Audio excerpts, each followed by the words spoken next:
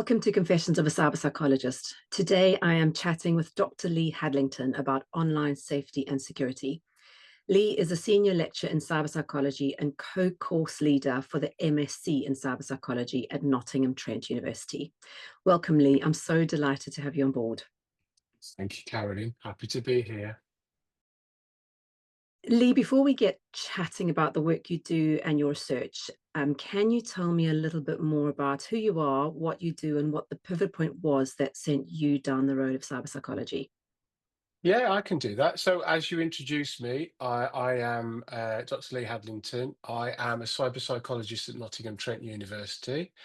Um, I have co-course leadership for our wonderful MSc in cyberpsychology at Nottingham Trent. And I also teach some parts on the undergraduate course where we have an optional module on cyber psychology. What do I do? Sometimes I have to think about that myself on a daily basis. So my research interests cover, I will say very broadly, risk online. So anything from cyber security, cyber resilience, susceptibility to cybercrime. Big chunk of my work is human factors in cybersecurity. So looking at how we can apply the human factors paradigm to understanding why people have issues with their behavior when it comes to cybersecurity, but also helping organizations understand how they can better sort of harness individuals in terms of cybersecurity behavior and cybersecurity awareness.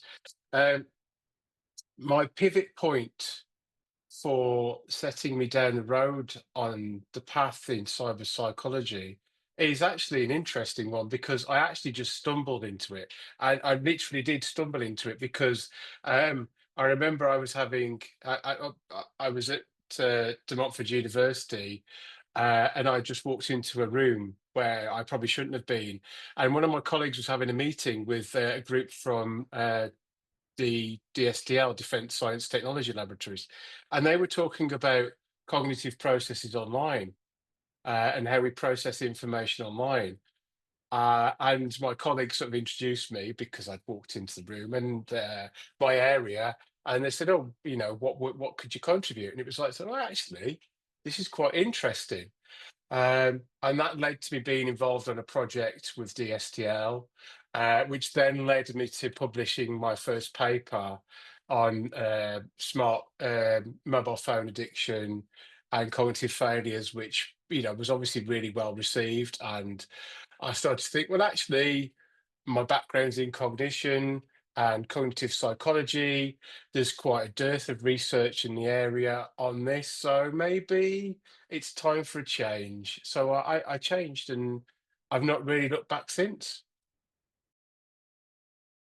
Lee, cyberpsychology is a really niche part of the field of psychology, and there are also many terms to describe what cyberpsychology is, including media psychology and digital psychology. From your perspective, can you explain what cyberpsychology is and why it's important? I think, from my perspective, cyber psychology is about how how we use digital technology and what it does for us, not necessarily about what it is. So for me as a cyber psychologist, I'm less interested in the technology. I mean, I love technology. I love messing with technology. I like smartphones. I like computers. I like, my gaming consoles. But I'm less interested in what the nuts and bolts are in there, and I'm more interested in what do we do with them and what does it allow us to achieve? And also, as an opposing side to that, what are the consequences of using that technology in our daily lives? So, for example, particularly with things like cybersecurity, it's around that.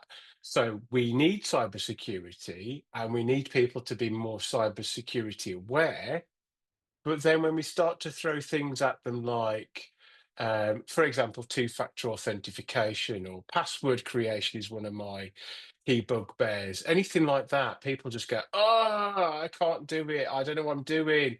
And the default is, well, okay, I'm going to create a password that I can remember, or I'm going to create a password that I've already used before because it's easy to remember. So I think it's about that meeting of where technology and human, so the psychology of humans sort of interact and creates this sort of maelstrom of problems that arise. Um, I think the terminology is an interesting one because I think we have the same issue with cybersecurity. Is as soon as you put the word cyber in front of something, there's a group of people in the population that automatically turn their brains off because they think, oh, it's got something to do with sci-fi, or it's very technical, or oh, it's a bit scary. I don't like that.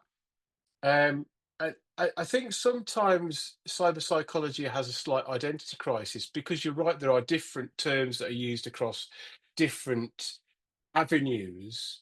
And I don't think that helps when we're trying to communicate what cyber psychology does, particularly to organizations and to businesses, because they get confused, they don't really understand what it's about.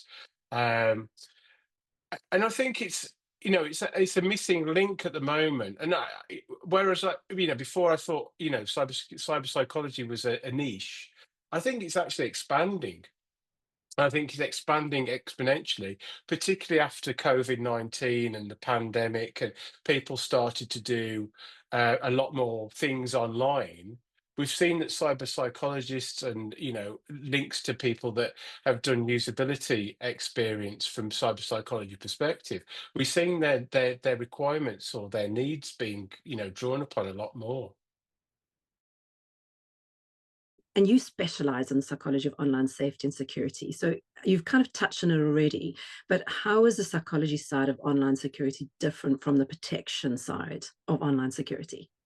I don't think there's a difference. I think in terms of, so from my perspective, I focus on the human side. So I'm really interested in, why do we struggle to follow the prescribed rules that are given to us by organizations, by governments, by the police, by law enforcement?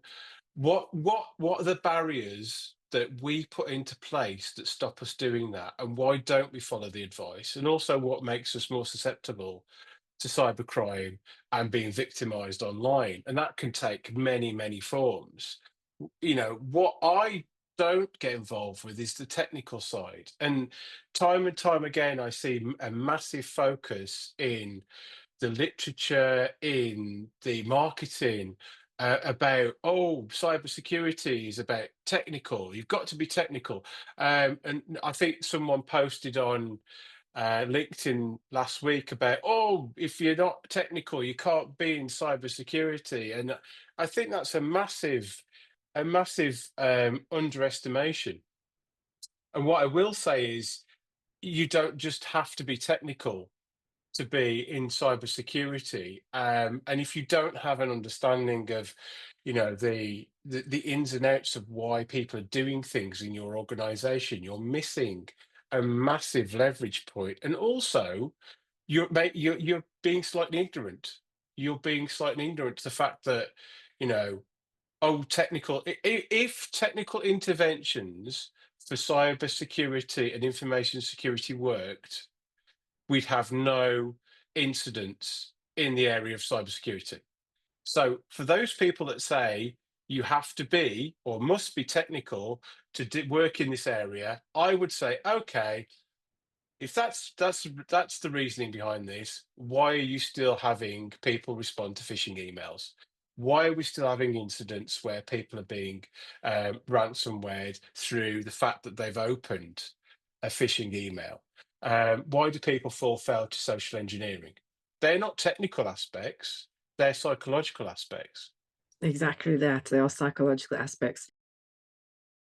So, what are some of the factors that make individuals more susceptible to becoming victims of Oh, cybercrime? that kind of worms opened. I think if we look at the different elements, so I can group them in terms of the psychological, the dispositional, the situational, and the demographic. So across the board, you've got things like, cognitively, we're not equipped to pay attention to everything. So we miss things. We get fatigued. So we get tired and then we miss things. We don't pay, as I said, we don't pay attention. So we miss things. We can't remember stuff. So we don't remember our passwords. So we create ones that are easier for us to remember. Um, Personality is a driver. Um, Things like cognitive biases, heuristics, um, aspects of locus of control, emotion. I think the list is, I mean, we like to create lists and we like to create lists because it's nice to partition people into these areas. And I'm guilty of this because it helps me to understand what's going on. But once we look at these, I always talk about the pink organic interface that sits beyond the computer, which is essentially us. And those pink organic interfaces have that many different foibles and different traits and different dynamics, and we're all different. And we try and pigeonhole people into different boxes to say, well, oh, you've got this personality, and you do this, and you do that, and that means you're more susceptible. I think it comes down to a combination of factors, and those combination of factors, you know, if I could write a book, which we will talk about in a moment, if I could write a book, I'd capture it all in the book. But it's it's important to understand that it's not just a one size fits all approach to understanding what makes us susceptible. It's about helping people understand why they are susceptible so they can take ownership of that susceptibility and make themselves more protected. It's not about designing, well, okay, let me correct myself. It's about designing better experiences for individuals at the end of their journey in cybersecurity so they can take ownership and make more of we talk about cybersecurity judgment, giving them the tools to help them understand where to go when they need to make a decision in that sphere. And there are human factors that influence cybersecurity practices. And I know you'll be going to talk about your new book around this, but is there anything you want to kind of touch on at the moment about how human factors influence cybersecurity practices, specifically in the workplace? Yeah, so let's just to delve into the terminology. So this is the one thing that gets muddied in the literature. So human factors is the approach we apply to looking at individual differences in cyber security. And I think, rightly or wrongly, particularly in certain areas, particularly influencers, the term human factors has been taken on board as a thing. It, it's they no, that's good. They are things, but it's actually a thing. It's an approach. Human factors as an approach has its history in things like ergonomics and human computer interaction. And I've got lots of good colleagues that work in human factors, and they always say, "Oh, we've heard someone say human factors and such and such." Well, it's just a language that's being used, and it's the same with the cyber psychology stuff. The language gets used and it gets perpetrated across different platforms, and people just pick it up. So when I talk about human factors, I'm talking about applying an approach which looks at a generalization across individual incidents to help understand why did that happen, what occurred in that incidents, and how can we use that as a learning experience to better inform people and maybe better train people. A lot of the time, human factors says, oh, you shouldn't be changing people's behavior because it's a hard thing to do. You should design things better. Well, yes, we can design things better, but can we also help people change their behavior? So, human factors is, as a paradigm, it's a really useful paradigm to help understand where things go wrong within any area within cyber psychology, but for me, it applies itself really usefully to the area of cyber security. What are some of the most significant challenges that individuals face within an organization in maintaining cybersecurity? Because it's slightly different, I'm assuming, to how they do cybersecurity in a personal perspective, or is it? Well, this is an interesting question because I've long held the belief that people approach their cybersecurity differentially between home and organization. And the reason I thought this is a few years ago, I did a piece of work with a good colleague of mine, Catherine Parsons, who is in Australia. She works as part of the Australian Ministry of Defence. And we looked at this concept of cyber loafing, which is essentially using work-based technology for non-work purposes. People do crazy things with workplace technology that they wouldn't do with their own workplace, with their own technology. People will go into work and they will surf pornography. Most people won't do it with their own technology because they're worried about, getting viruses or, other associated issues that can happen. Um, so we came up with this notion that this the compensation hypothesis, risk compensation hypothesis, which was postulated many years ago and looked at particularly when the UK was adopting the rules about seatbelt use in cars. Now, what they did is they explored how people drove a car when they were wearing a seatbelt and when they weren't wearing a seatbelt, and they found that people notionally increased the speed that they were driving when they're wearing a seatbelt because they thought they were more protected. Now, we transferred this into cybersecurity, and we think that people take more risks in an organizational setting because, oh, I've got IT services that if I get phished, well, they'll take care of that. Or if I get a virus at work, well, IT services, they'll take care of that. So when they go into work, it's almost like they go through that that magic door that says, well, now you're through this magic door, you could do whatever you want with IT and you do whatever you want with the internet because essentially we'll protect you. But when they go home, maybe they're more cautious. And I've been, I'm still moving towards looking at research that would show this, and it's a hard one to do.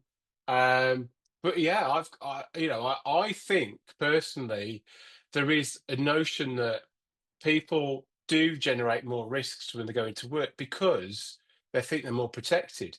The opposite side of this is, particularly in most organizations now, organizations organize phishing, simulated phishing attacks. And there is a move now where organizations will catch people out. And if you caught out more than 3 or 4 times, you can actually go into a disciplinary procedure. And yeah, they will actually put you in disciplinary procedure. We have to go and have a chat with HR and talk about why do you keep doing this? Are we doing something wrong? Are we not presenting the messages very well? Or are you just missing it? Is there a reason why you're missing it? So yeah, it's a really interesting, area to talk about. When you're talking about the seatbelts, I read somewhere that when cyclists are wearing helmets, Yeah, motorists are less likely to give them all that space. And yeah. also, I read when during COVID, if you're wearing a mask, you're more likely to get closer to someone because you think you're protected. So it's kind of makes Risk sense. compensation. Yeah, Yeah, risk compensation. Yeah, that's I th- fascinating. yeah, I think I mean we talked about it in the paper, that 2017 paper on cyber loafing. So it's something we've come across, and I've not seen anybody else discuss it in the literature, the research literature. But I think what muddied the water is during COVID, obviously lots of people working from home, and then people started to think a bit more about their security in the house. But then you get a lot of people that were working from home and obviously sharing sharing a working environment with partners and with, with their kids and all that sort of stuff. And it's like, well, did you take precautions when you were working from home? Did you explore your cybersecurity at home? And I think for many people, they just took it for granted. There's also the concept of bring your own device to work or use your own device, Yeah, and it's yeah, becoming quite BYOD, unpopular. yeah. Yeah.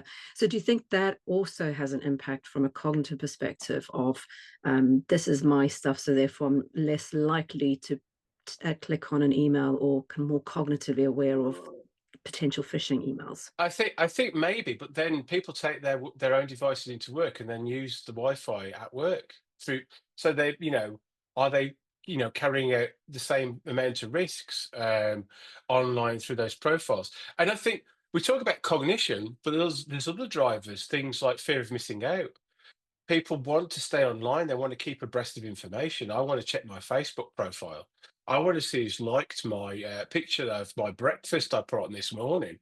Uh, I want to see who's like that picture of me on a holiday last week. That fear of missing out is a massive driver for people to take risks with their cyber security. And again, we've done research on that to show that fear of missing out does influence people's cybersecurity awareness and their attitudes towards cybersecurity. I think bring your own device. I know that's a nightmare for most system administrators because they've got a good handle on what things are attached to their network at any one time. But then you start introducing devices that people are bringing in, and that brings in a whole another level, another layer of risks that could be attached to it. Um, and I think policing that for a lot of organisations is difficult. And where do you stop? Because lots of people. I think one of the things you find is people get annoyed with the technology they're supplied with through work because most of the time the technology you get through work is usually crap. It's usually stuff that you don't want to use. So you go out and buy your own and then bring it in because you'd rather work on your own device because you're more productive. Employers never really cotton onto this and don't realize that actually people can be more productive if we get them the things they need. I know there's cost attached to it. Yeah, there's always a residual cost. That's fine. But then look at the impact on productivity. If people like the technology they're using, they're going to be more productive. And if they can use it, they're going to be less likely to make errors with the stuff that you already got.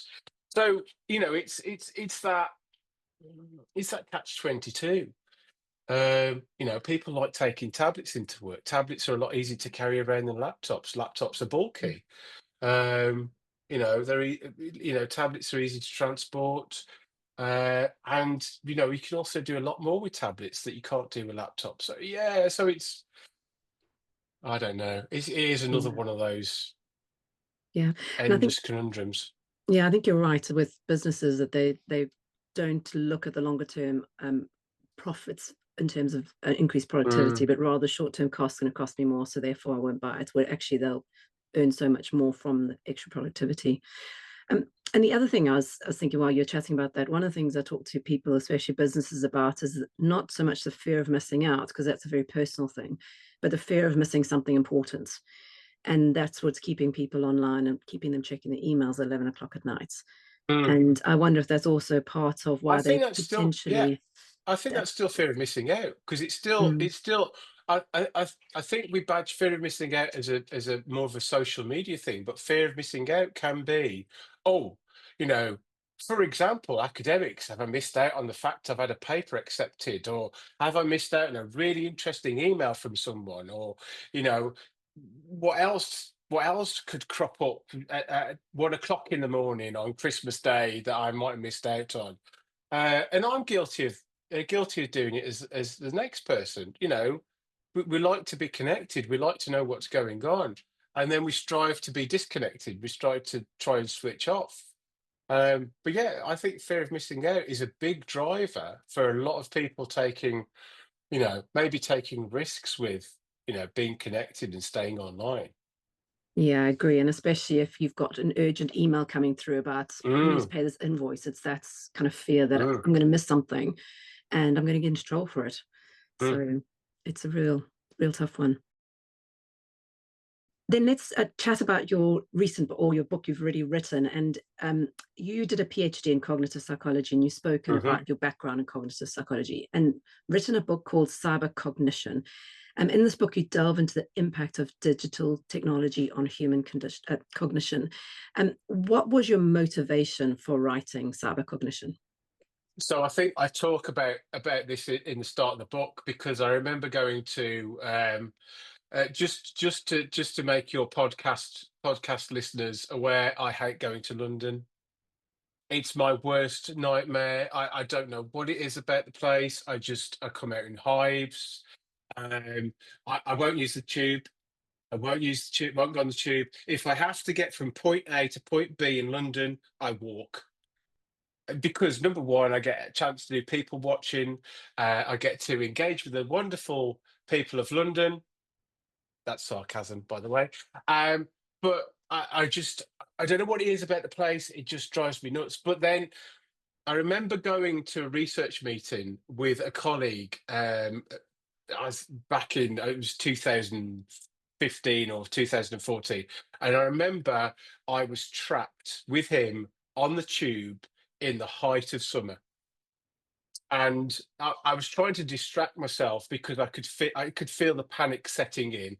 I was trying to distract myself, and while I was doing that, I noticed in one of the carriages there was a mother who was on a phone, and she'd got a young child in the pushchair, and basically the mother was transfixed by something on the mobile phone, and the child in the pushchair, all it was saying was "Mommy iPad, Mommy iPad, Mommy iPad," and basically the mother she didn't disengage from looking at her phone. She just reached there and picked out the iPad and gave it to the child, and that was it. The child was happy, the mother was happy, and I just thought, oh, oh dear, this is the problem. This is something I need to talk about. And then I got into obviously the stuff on cybercognition through doing the work with DSTL and looking at sort of online information processing and how we approach bits of sort of reasoning and decision making online. And that just got me motivated into thinking, well, there's a body of research here that's not been captured in a specific text or a specific sort of area. I know the phrase cybercognition had, or I couldn't find anywhere it had been used before in a substantive way that had aligned it with a particular area or practice in terms of cyber psychology. And I know it's been used since. Um, to refer to elements of what I've been talking about or what I was talking about. But I think I want to try and capture what is the current zeitgeist of how are we interacting with digital technology, things like smartphones and the internet, and what's it doing in terms of cognition? And what are the processes we use when we approach those things? How do we assess things like um, the believability of information online? How do we use things like endorsement heuristics to sort of assess whether something's true or not true? So that set me down that path, and I really liked writing that book. Number one, it was easy because it was mostly stuff that I'd done before, and mostly research around the area I was interested in, and I felt that it had got a time and a place. I mean, I know it's the book now is I feel like it's years ago, but people are still coming to me and say, "Oh, yeah, I've just read your book." And one of my students last week, "Oh, I've just bought your book. Would you sign it for me?" And I'm thinking, this is really cringy. I will do it. But yeah, it's like amazing to see that people come and they've got my book in their hand, and it's really number. I still get imposter syndrome about writing it, but it's really it's really nice to know that people have read it and they found it useful in their careers or their pathways. So, what are the main areas of themes that you explore within the book? Ooh. So there's sections on how we look for credibility online, what mechanisms we use there. There's a section on sort of I talk at length about SMOMBIs.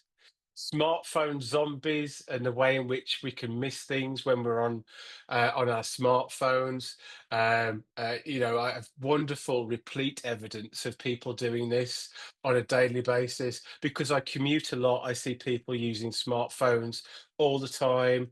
And the things people miss, or the things people don't pay attention to when they're on their phones. I saw someone using a phone the other day at a train station, and they were getting very animated, and the discussion was getting even more and more animated. And in the end, virtually he almost threw his phone up in the air, and it almost went on the train tracks. And I'm thinking, is this the state of the way in which we interact with technology? Um, I talk about the use of technology in education, and about how education is influenced by the use of technology. Um, there wasn't much in terms of AI when I was writing that text. I'd like to do a bit on AI now, and generative AI, because that's getting quite a lot of attention, particularly in a lot of higher education institutions. Talk about different generational aspects of technology use. Um, yeah, I think. Oh, and things like the emergence of technology addiction, things like internet addiction, smartphone addiction, how that can influence people's perceptions. And then there's a strand of work where we talk about the myth of multitasking. The amount of times I get told, "Oh, I've been multitasking," and I say to, "Well, you don't multitask. What you actually do is do two tasks very quickly in concert, but you can't do two things at once because it's physically impossible. You might think you can, but actually you're switching between two tasks very quickly." Talk about interruptions and how they can affect your cognitive processes. Um, I think that's mostly. I say that's mostly it. I Yeah. think that's the main bits. The main bits, yeah. That's one of my favorite bits of your book, and I often talk about that when I talk about to professionals about using having their phone and their tablets and all these Mm, other things open, and the cognitive lag, and how we kind of stop thinking about it, and it takes ages to get back to a place where mhm. you back and can and thinking about the task to the same level as you were before. Yeah. Can you talk a little bit more about that? Because it's for me, it's one of the most fascinating things about our cognitive processing and our focus. Yeah. Task reuptake cost. It's essentially the fact that because you got interrupted, the longer the period between the task you were doing and the time you take to reuptake that task, the more effort you have to exert to get to the point where you initially were. So, for example, um, this morning I started writing some bits on my new book, and then I had an email from a student, and then I had a colleague ring me, and then I had another email that got in the way, and then I came back to what I was writing, and it was like I had to read back over 2 pages to figure out where I was before I could start writing again. And that's exactly the same with all the process. You think about all the processes that happen when you get interrupted, and you have to piece together a jigsaw. What was I doing at this point before I was interrupted, and how do I get back on track? And you have to reignite all of those cognitive pathways and those cognitive traces to get to the point where you can successfully reinitiate that task. And the other thing is, you may make errors during that process. And this is the one things we've been looking at in terms of cybersecurity. The fact that you might get interrupted while you're writing a really important email or responding to an important email, and you get interrupted by an immediate requirement that you need to do from your line manager or someone else that needs your urgent input. And you go back to the email, you make a mistake, you send it to the wrong person, that results in you having to send an apology. It might have released sensitive data to someone. Um, so yeah, I think that interruptions and those errors that occur on a daily basis, and we all do it. We've all done it, and it's that retracing of your steps. It's almost like going back to when you forget something. So you've lost your keys, and you go back into the room where you think you last had your keys, and you retrace your steps. You have to do the same thing with a task. And it also explains for me why sometimes I start something in the beginning of the day and it won't take long to do, but by the end of the day, I still haven't done it. because I Mm. get so distracted and I keep on coming back and have to retrace my steps and don't get very far and then get distracted again. So it's really productivity is a Easily massive done. thing, Yeah, easily easily done. done. Are there any other key insights that you can share from your book, or is it just buy the book and read it? Buy the book and read it. Buy the book and Excellent. read it, and let me know what you think of it. I'm always happy to hear people's opinions on the book. I think it's probably about due for a little revision and an update. But yeah, but, I mean, as an author, it's nice for people to use the book. It's nice for people to read the book. I don't think I'm going to retire on the millions and millions of pounds I've earned from the book. I don't think it was ever about the money. It's never about the money. It's more about the getting the message out there and getting people to understand the way in which digital technology is affecting their cognitive processes. But having that discussion, having that engagement from people, and getting more people interested in the area, so we get more researchers going out doing the research that I can't do. And I think that's one of the key things is getting more people into the field and Mm, getting them helping research and helping grow this because there's so much we don't know yet, or so much that still needs researching. And just one last thing on that book, just want to find out from you what the impact is of smartphone use on attention and what advice you'd give about managing digital device use. mm. Switch them off. Switch it off. Put it in the bin. Switch it off.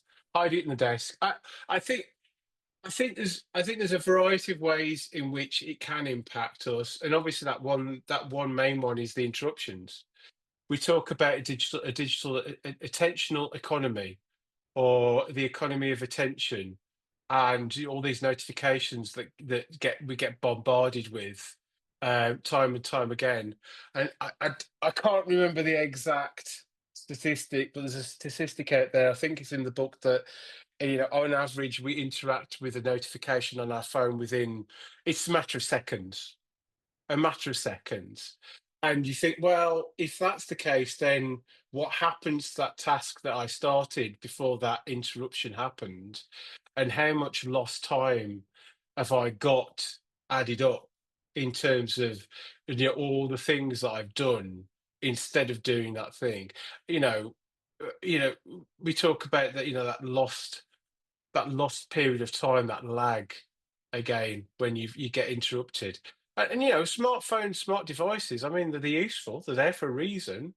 I think if you use them wisely and use them for a purpose, then why not use them? They're a tool at the end of the day. But I think it's where we become obsessive about these things, and we get sucked into the wonderful YouTube video rabbit holes and all that sort of stuff. And I'd say be mindful of when you are using them, and be mindful of what you're supposed to be doing, and try and set aside a time for using them when you need to, and when you don't. And tell people, say, look, I'm not going to be reachable on my smartphone for this period of time. If it's an essential thing, if it's an emergency, fine. But if it's just to catch up about something that's completely innocuous and doesn't mean anything, then don't bother, because I won't answer. I think sometimes tricky for people who work and have to be Mm, on Slack channel or on Teams chats constantly. I mm. think it might be tricky for them sometimes to switch off from notifications and from mobile phones and that stuff. But I think you're right. Is about communicating to others. This is my Yeah, period when I am focused and I'm not contactable unless it's a super emergency. but I Otherwise, it can think wait. that's yeah, I think that's an organizational policy that needs to be implemented to say, okay, so do we do these Teams channels in the morning, and then in the afternoon, no Teams channels? Or is it a lot of people implement this organizational aspect of, you respond to emails in the morning and at night, so there's in the day there's no email traffic. So that means that you've got you send your emails and responses in the morning, and then at night you go back to them and see what the responses are, because that means all day you've got no interruptions, which means you can go on with work. It's really hard to do, because people want information. I think the problem is with interconnectivity and digital technology, we always expect people to be there. We expect the synchronous communication to happen. We don't want communication within a day. We want it in seconds or minutes. We want a response instantaneously. And then we get frustrated when people don't reply to us, within a matter of seconds. And I think it's about a mind change. We need to stop that feeling that we need to be connected and say, well, I'm taking responsibility for my own time. You can reply to me when you want to. I will reply to you when I want to. I think you're right. It's about those expectations, and whether it's work or home. There's a number of times that I haven't responded within a couple of hours, and people are kind of going, well, "Where are you? Why Mm, aren't you responded? Have I done something mm, wrong?" No, I'm busy. yeah, I've turned my phone off, and yeah, I'll respond yeah, to you when I can. So it's kind of, it feels almost as though that expectation of immediate responses has yeah. translated into a personal Test. environment, Yeah, and test. it makes it really tricky to change that culture and that way of Mm, thinking about responses. And I think you're right that you expect synchronous communication mhm. everywhere. Going on to your new book, so you're currently writing another cyber psychology book. What is this book about, and what are the themes you cover? And more importantly, well, actually, as importantly, is when is it due to be released? When is it due to be released is as soon as I finish it. So I'm writing the book with my colleague Chloe Riding. A few years ago, I started to look at the body of research in the area of applying human factors to cybersecurity, and obviously my most of my research focuses on this area. And I talked to colleagues, I talked to practitioners, chief information security officers about these topics. And I thought, well, there is a sort of there's a gap in the literature in this area because you've got certain frameworks and certain things that look at the application of human factors in cybersecurity, but there's nothing that pulls it all together. And I thought, well, okay, put your money where your mouth is, and get on with doing something. So, um, a couple of years ago, I contacted a few publishers and sort of suggested, well, I've got this idea for a book. I can do a draft. I've got some, people that would be prepared to be reviewers for the proposal. What do you think? And I put a few things on LinkedIn to see what people thought. Some people thought it was a crazy idea. Some people were really supportive, so we just got on with it. So yeah, it's essentially looking at the application of human factors to cybersecurity, and within the book, we've got an outline of what information security is and what cybersecurity is from a practitioner, a working definition point of view, particularly within the field of cyber psychology. And then we move into looking at the individual differences that shape how people interact with cybersecurity, as well as what makes them vulnerable to things related to cybercrime. We've got a section on the psychology of cybercrime. There's bits on looking at the personality differences and cybersecurity. We've got a section on looking at how we measure cybersecurity awareness and the mechanisms and the tools we can use there. There's a bit looking at how counterproductive work behaviours can influence people's adherence to cybersecurity policies. Um, there's lots. There's lots. When I first started, I was given an initial brief of where you can do 60,000 words. We've had to go back and renegotiate. It's approaching 100,000 words now, and it covers as many aspects of the things that differentiate people in terms of their adherence to cybersecurity as we can possibly fit into that book. Um, it's been a difficult one. It's been a lot harder than the previous one because it's a lot more. I think it's a lot more involved because there's a lot of crossover. There's a lot of different elements. There's things like you've got this, personality factors. You've got the cognitive factors. You've got dispositional factors. You've got situational factors. You've got influence of culture. Then you've got organizational culture. You've got cybersecurity culture. Yeah, So all those things that most people who say you need to be technically minded to be in cybersecurity don't take into exactly. account. Yeah, there you go. So from a practical perspective, you do quite a lot of work with industry and Mhm. government, and you've specifically collaborated with law enforcement agencies like the East Midlands Police. How does your research in cyber psychology contribute to preventing and combating cybercrime? I think it's about the awareness. I think it's always about the awareness. I think it's about messaging as well. I mean, one of the things we found, particularly I was working with East Midlands Police, is that we always struggled, or that one of the things they always struggled with was getting a message across that people could understand, and also actionable messages that they could use. And I think one of the things that we started to do was look at the literature in the area and look at, the research on, messaging, things like behavioral nudges that have been used in the past, and we talk about that in the book, about how do you get people, how do you influence people to do something without actually getting them to realize that they're doing it. And it's all about that influence and persuasion process of, you can influence people in a way that, they don't actually realize that they're falling into the trap of you wanting them to do the thing. That good old, there's an example of, the positive messages and social norming, where you say X percentage of people who did this, or X percentage of people who in your position did this. Are you going to be one of those people? And social norm and social influence are really, really useful. One of the things that was implemented within the region, I think it was part of the national strategy, was to get people to think before they replied to things like phishing emails. So it was that the take five approach, to take 5 minutes to think about whether you should be responding to this email. Because obviously, one of the drivers for people to respond to an email is the urgency. The scammers want you to reply quickly because you're not thinking about it. And if you don't think about it, you don't reason. If you don't reason, then you don't understand the fact it's a scam. Um, and if you have that reflective period where you sit down and go, oh, did I really pay my TV license, or did I really order that thing that I'm being asked to pay for, or have I got a parcel that's coming today that I need to log in and give my details for? That process of just sitting back allows you to engage in that more systematic processing mechanism, which means that you're less likely to fall foul of scams. So I think that's one of the main things that we worked on.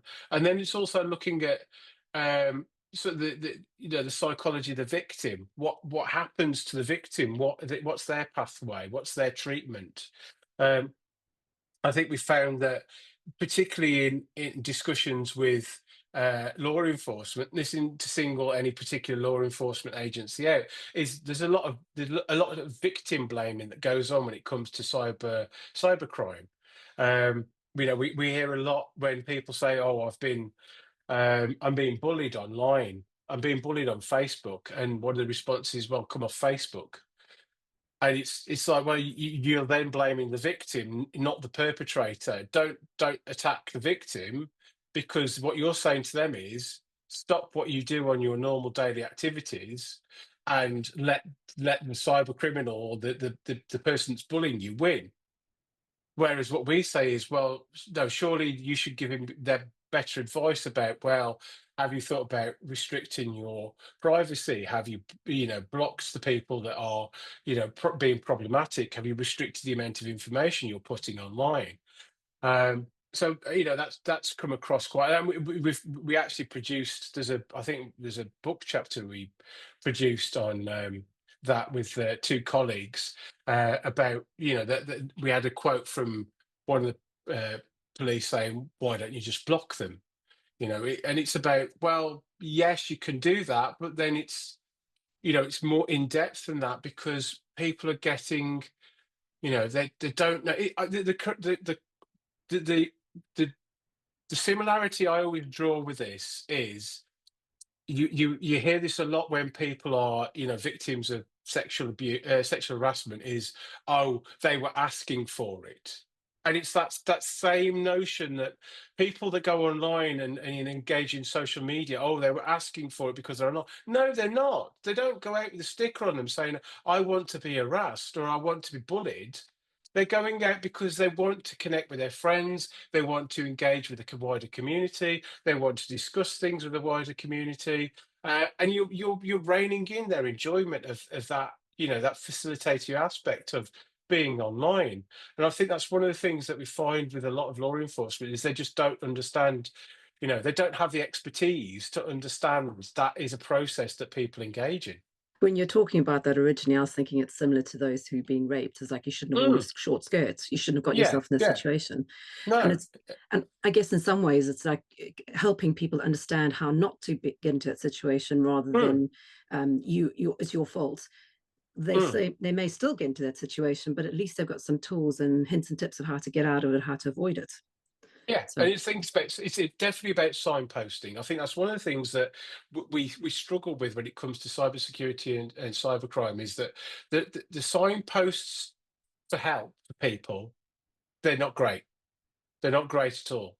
I asked my students what would you do if you were a victim of cybercrime. None of them know.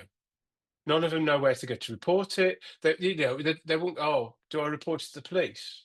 Well, yes, you would, but there are mechanisms for reporting it. And they just see that law enforcement is ineffectual because they just believe that, the cyber criminals are more advanced and better at doing things than the police are, which is, it's a sad state of affairs. I'm not saying the police are, the perception of these people that are reporting these things. I'm going to go chat on to what you offer at Nottingham Trent University. But before that, I just wanted to dive into a bit of an area that we spoke about in our initial discussion when you said there's quite a few businesses and industries that come to you as an Mm. academic and ask for your help, and they kind of expect you to give it for free.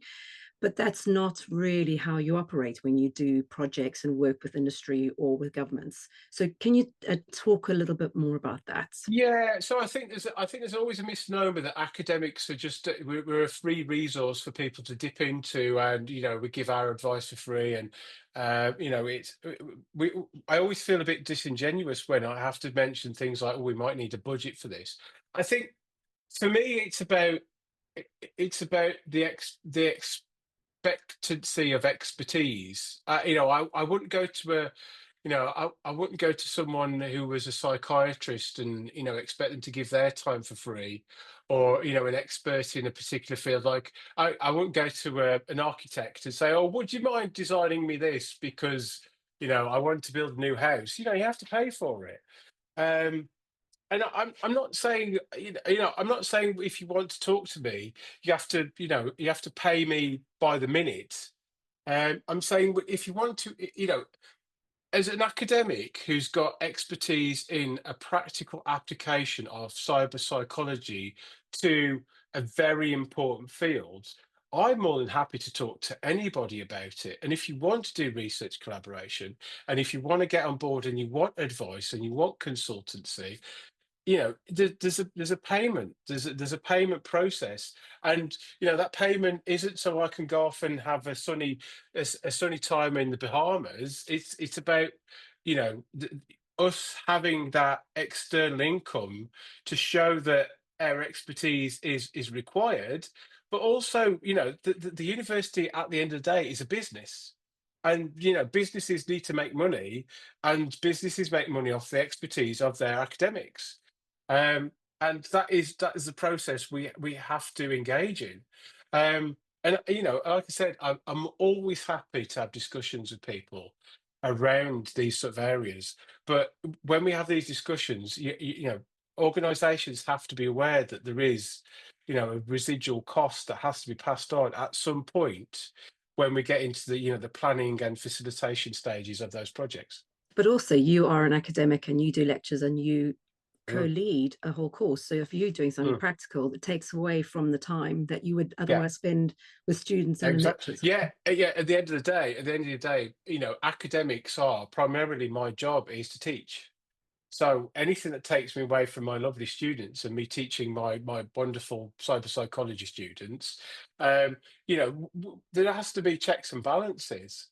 And I think sometimes I think organisations think you're being mercenary about it, and it's about, oh, couldn't you just do this and couldn't you just do that? And I've done it in the past, and I've got caught out because you get people ask more and more of you, and I start to feel guilty because I've given something already, and I feel like I have to give more. Um, but now I think in order to build a relationship and to build a productive relationship, if I offer services for free, does the organization then think, well, if he's offering them for free, are his services worth are they worth anything?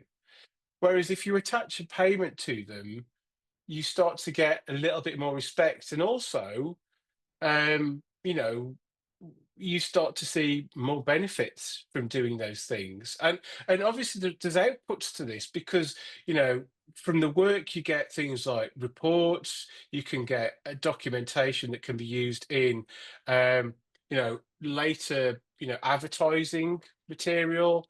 And it also has a knock-on effect in terms of cost, because let's not forget that most of the stuff I'm doing is about stopping organizations being victims of cybercrime. So what's that worth in terms of your organizational reputation? Exactly. And it's not the technical side as such, it's the human side. So No, how do you change it's the human behavior? side. Yeah. Yeah. And that's so much more important in many ways Mm. to help that prevention.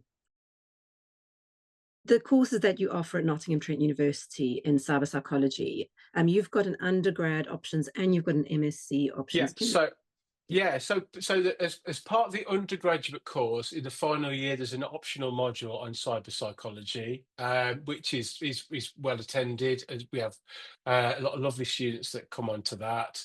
And I think for a lot of them, it's an eye opener when they come into it. We also have a couple of so in the third year, students engage in what we call project labs, which is where they take part in sort of labs that have a thematic area attached to them. We've done one previously where we've looked at the development of psychometric scales in cyber psychology, which is we've read anything from fake news, misinformation, through to artificial intelligence, through to there's been lots. Online learning, attitudes towards online learning, and that's always been really popular. I delivered that with my colleague, Dr. Una Steer, who's at Nottingham Trent. And latterly, we've got another project lab where we're looking at the use of vignette-based experimental designs for exploring things related to online risk, which is anything from the use of AI through to cybersecurity.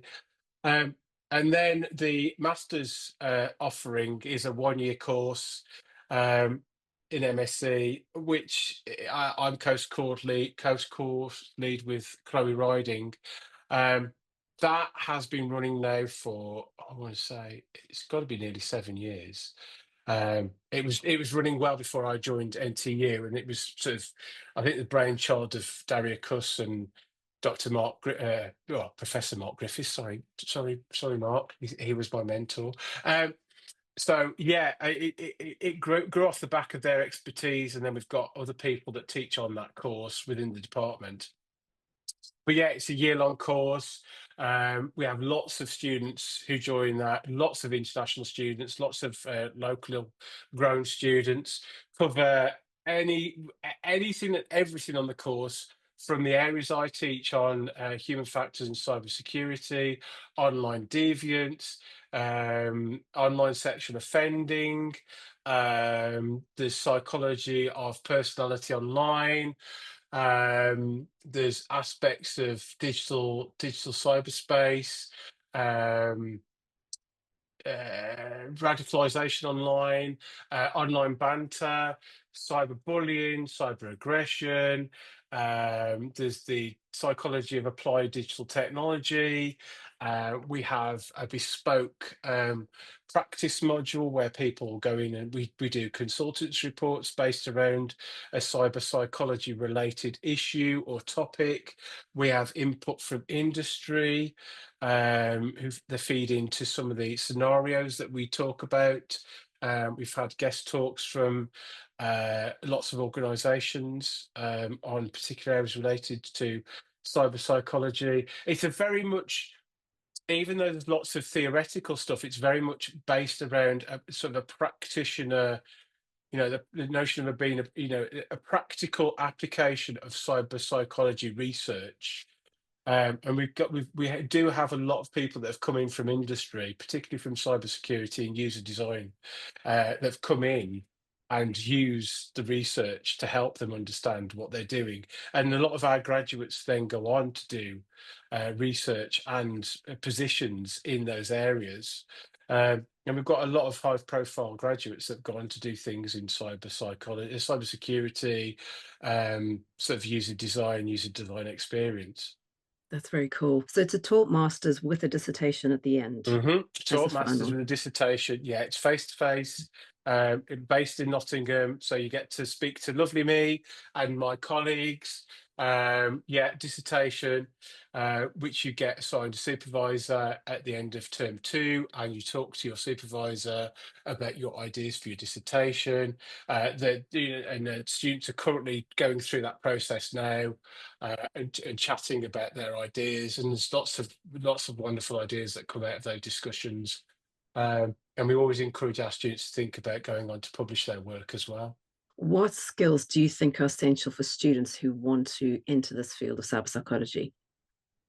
And a want to learn and a want to engage, and some past experience of some past background in academia. We don't ask for a formal degree in psychology because we fill in the gaps for our students. The course is aimed at people with a limited knowledge of psychology. So if you come from a very technical background, don't worry, we can help plug that gap. It's very much it's very much a degree for people that want to learn about psychology. It's not a technical degree. It's not about the technical side. We don't do anything related to programming, which we have to make sure that's clear. We get a lot of people thinking that it's all about, there's some elements of programming, computer forensics. We don't do that. Um, I think definitely it's a thirst for learning, a thirst for engagement, a willingness to get involved and get stuck in, and a willingness to engage. That's one of the things that the course is so good about. And our students are so, our group of students, the amount of times I've been distracted in a lecture because we've gone down a rabbit hole about talking about things. The degree itself is very much geared around the discussion and the engagement of students in the area, rather than just the standing in front of people talking at them and not listening. So if someone wanted to apply to the next master's course, when is the cutoff for application? I think the cut-off for application, I don't think I think it is ongoing. I think people can apply up to August, September. What I will say is to get applications in quickly, because it does get subscribed very early on. Um, and we're always hoping to having a chat with people that if they're interested in it, they want to know a bit more about the course. We have open days at NTU as well, postgraduate open days where people can come along and talk to us about the course. We're more than happy if you're an international student, you want to talk to us about the course and you want to do a Teams call or a Zoom call, get in touch with us. We can talk about that. But yeah, there's no, as far as I'm aware, in terms of the administration, there's no firm deadline in which we say, "Oh, no, we can't take you." And then they're just all that information's on the Nottingham Trent Yeah, you website. can find it all on the Nottingham Trent University website. Fantastic. Lee, we're coming to the end of the podcast interview, and there's three standard questions I normally ask my guests. And the first is, what is the most important question I haven't asked you yet? Oh. What type of Haribo do I like? Tank Fastics, by the way. Um, what is the most important question you haven't asked me? What's the future? What's the future? I think what's the future is important. I think future engagement from organisations is important. I think we need better engagement from organisations across the board, not just in terms of cybersecurity, but in terms of cyber psychology.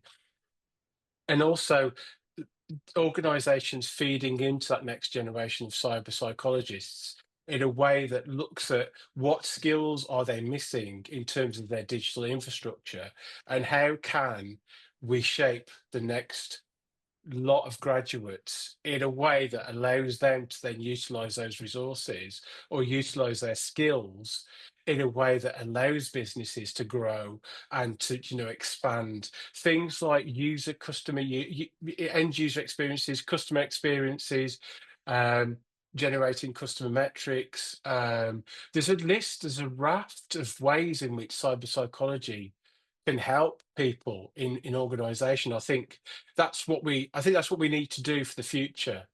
And looking at that engagement, that's got to be one of the most important things. That was my next question is Mm. what is the future of cyber psychology and the role of online Mm, safety and security? And it kind of is a lot of yeah, need. I'd like to think we're moving towards some sort of validation for the area, some sort of, recognized status. I know we've got BPS recognition in terms of the area as a whole, but it would be nice to start to think about what makes a cyber psychologist a cyber psychologist. What are the routes that people can go through, and to make that a bit more concrete, a bit more, approachable for people. Yeah. And it's also kind of, in some ways, I guess, highlighting how cyber psychologists can be used in organizations or Mm, in practical daily life. That I yeah, think there's a lot of, A, there's not a lot of businesses and industries that know about cyber psychology, and B, don't know how it can be practical and how it can add so much value exactly. in the Yeah, workplace. So we've yeah, got a big job to do to kind of get that education and that yes, knowledge out we there. have. Yeah, brilliant. Yes. And my last question is if there's any particularly favorite cyber psychology book or book in your area of expertise that you recommend to others to read. That's an interesting one. What have I read? I don't know, because I tend not to read a lot of books these days because because of writing them and always writing papers and journals. I tend not to get time to read books. I always like reading the old science fiction stuff, which isn't a textbook. Things like William Gibson's work, because that's where I first started to experience things like, the terminology behind cyberspace, and things like Neuromancer was always one of my go-to favorite books. Um, I don't know. I like John Sula's work. I read a lot of John Sula's work. Or his. I mean, that formed quite a lot of the basis foundation for a lot of the work in the initial parts of the book. And I spoke to John at length about some of his work, and it was really interesting to chat to him because he's always open for a chat. He's always open for discussions. Um, so I think, yeah, any of John's work. There's lots of good sort of standard psychology textbooks. There was an edited text by Alison Attrill, who's one of my old colleagues. That's a nice sort of opener for people that want to get into the area. Yeah, there's lots of nice little sort of beginner textbooks. There's a few on sort of the psychology of online crime. And I think Granny Kerwin, was based at IADT in Ireland, she wrote one that was I read quite a lot. So there's lots out there to go at. Yeah, there is a lot. And I'm going to recommend your book just because I can and because I found Oh, it thank you. incredibly fascinating. I love the cognitive side of cyber psychology. So yeah, that was a really good book. And I really enjoyed it. Lee, thank you so much for joining me on Confessions of a Cyber Psychologist. It's been fabulous to catch up with you, and I really look Thank forward you. to catching up with you again in the future. Thank you, Caroline. Thanks for having me.